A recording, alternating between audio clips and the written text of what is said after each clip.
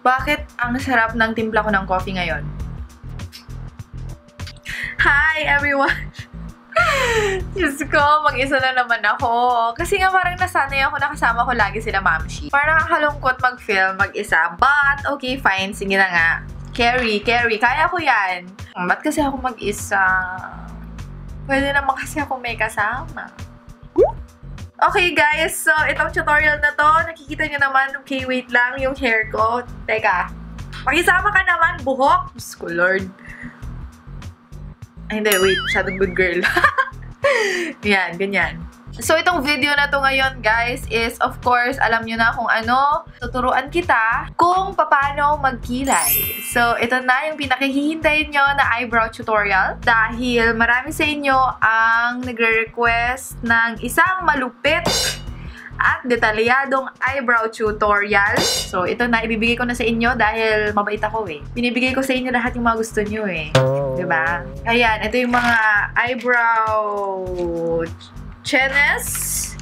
At pati ito, mga eyebrow powders. Chururut.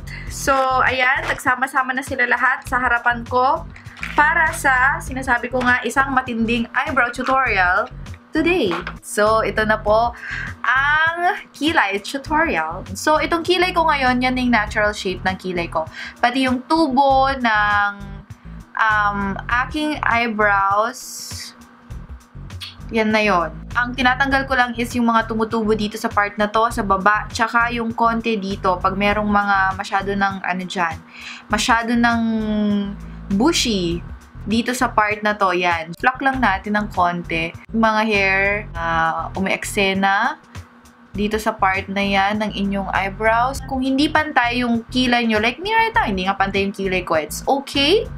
Because ang kilay, guys, ay hindi naman yan kambal. Magkapatid yan, okay?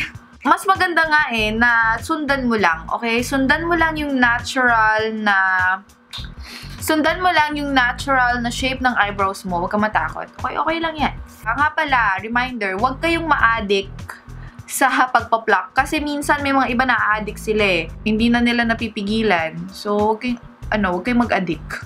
Kuha lang kayo ng brush, linisin nyo yung mga natanggal nyo na. Sa mga angels ko dyan na manipis yung eyebrows, marami ang nabibili ng mga serum na pampakapal tsaka pampahealthy ng kilay. So, mag-search na lang kayo kung ano yung mga pinaka-effective tsaka kung ano yung mga tried and tested na. So, ayun. Maraming iba't ibang products na pwedeng gamitin for kilay, okay? Merong powder, merong pencil, merong pomade, merong liquid, sobrang dami.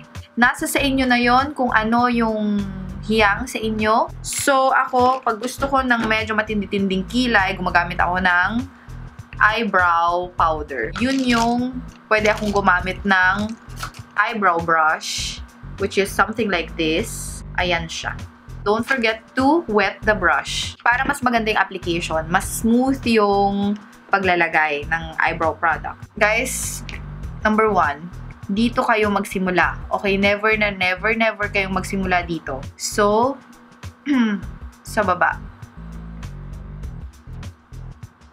Iset mo na yung gusto mong maging shape ng kilay mo. So, ako, gusto kong inuuna talaga dito sa baba. Tapos, okay, pag inuna mo na dyan sa baba, isunod mo sa taas. Yan. Diba? Kung black yung kulay ng buhok mo, okay lang naman brown.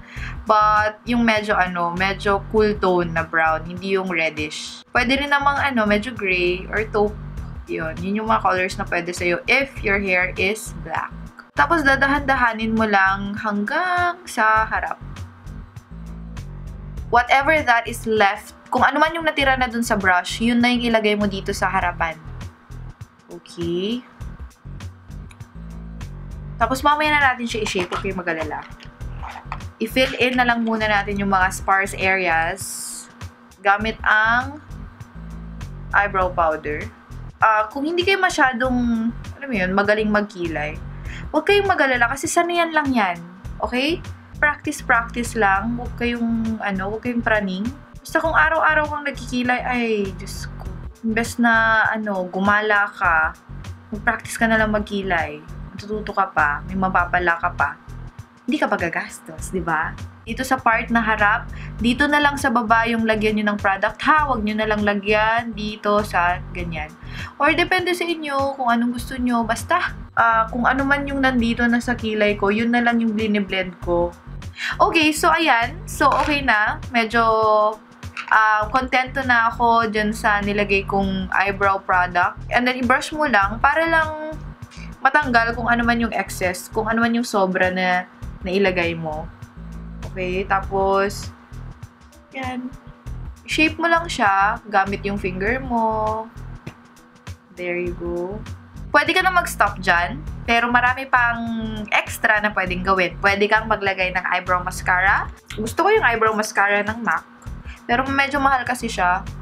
Medyo maharly ka, 1,000 yung parang isang ganito, but it's totally worth it. Medyo matagal-tagal ko na rin siyang ginagamit. Tapos hindi siya nasisira agad-agad. I'm using the shade Quiet Brunette.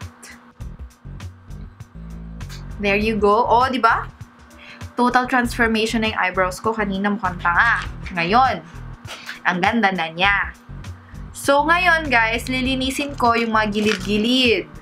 Ayan na, ang paglinis ng gilid-gilid. Gumamit lang kayo ng concealer, okay?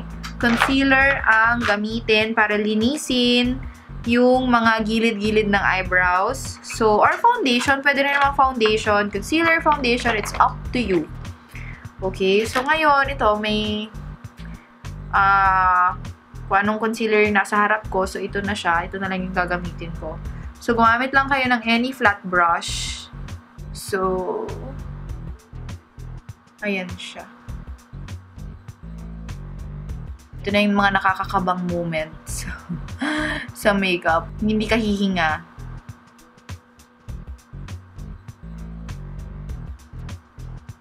Tapos, i-blend mo lang. Kayo na bahala kung anong gusto nyo gamitin pang blend. Ayan siya. Kinis na niya, 'di ba? Tapos, pwede rin naman dito din sa taas. It's up to you if you wanna do that. You can also do that. Para mas mataray patignan ang iyong kilay.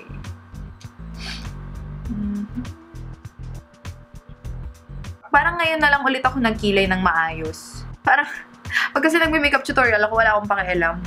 Parang kung ano lang yung mailagay, yun na yun. Minsan hindi pa pantay. Minsan ka lang naman kasi magkilay ng ganito talaga. Pag special occasion lang. Unless, everyday mong mag-eyebrows on fleek best. Napaka-high maintenance naman masyado nun. So, kukuha lang ako ng ito, parang precision pencil.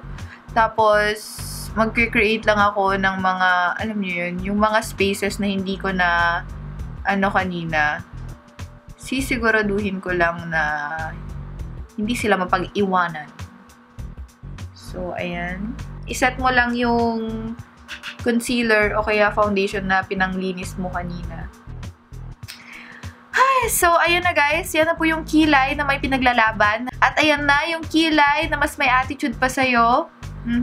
Thank you for watching. Sana may natutunan kayo sa tutorial na ito. Pagkatapos nito, please lang, go mag-practice na kayo sa kilay nyo sa mga natutunan nyo sa akin. Lahat ng mga ginamit ko, ilalagay ko sa baba. Huwag kayong mag-alala.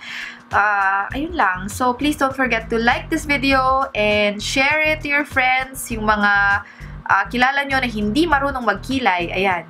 Ipanood nyo sa kanya tong video na to para matuto na siyang magkilay, diba? So, ayun.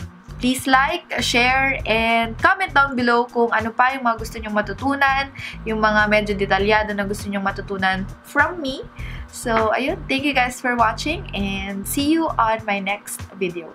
Bye guys! Mwah!